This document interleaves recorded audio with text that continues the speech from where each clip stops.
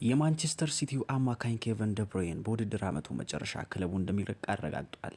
የ33 ዓመቱ ደብሮይን በ2015 ዓ.ም ኮልቭስበርግ ከተማን ከተቀላቀለ በኋላ 14 ዋና ዋና ዋንጫዎችን በማንሳት 6 የፕሪሚየር ሊግና የሻምፒዮንስ ሊግ ዋንጫዎችን አሸንፏል። ስለዚህ ምንም ነገር ለመጻፍ አይደለም አለ ተጫዋቹ። ነገር ግን እንደ እግር ኳስ ተጫዋች ሁላችንም ይህ ቀን በመጨረሻ እንደሚመጣ እናውቃለን። ያ ቀን አሁን ደርሷል። እናም መጀመሪያ ከኔ መስማት ይገባቸዋል ሲል ደብሮይም በማህበራዊ ትስስሩ ላይ ለጥፏል። እግር ኳስ ወደ ሁላችሁምና ወደዚህ ከተማ መራኝ። ህልሜን ማሳደድ ይህን ጊዜ ሳላውቅ አደረሰኝ። ህይወቴን ይለውጣል ብዬ አላሰብኩም ነበር። ይቺ ከተማ፣ የክለብ፣ እነዚህ ሰዎች ሁሉንም ነገር ሰጡኝ። ማንቸስተር ከተማ ሁሉንም ነገር ከመመለስ ሌላ ምርጫ አልነበረኝም። እና ምን እንደሆነ አስቡ፣ ሁሉንም ነገር አሸንፈናል።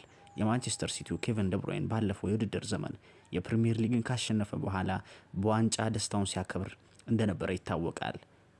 የቤልጂየም ኢንተርናሽናሉ በእንግሊዝ እግር ኳስ ላይ የበላይ ሆኖ እንዲገኝ ለሲቲ ከፍተኛ አስተዋጽኦ አድርጓል።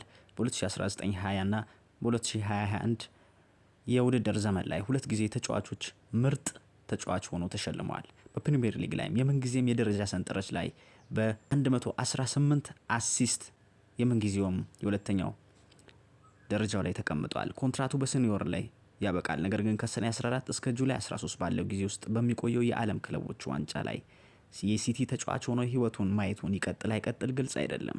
እያንዳንዱ ታሪክ ወደ ፍጻሜው ይመጣል፣ ግን ይህ በእርግጠኝነት ምርጡ ምዕራፍ ነው ሲል ደብሮይን አክሏል። በእነዚህ የመጨረሻ ጊዜያትም አብረን እንደሰት ሲል ደምድሟል።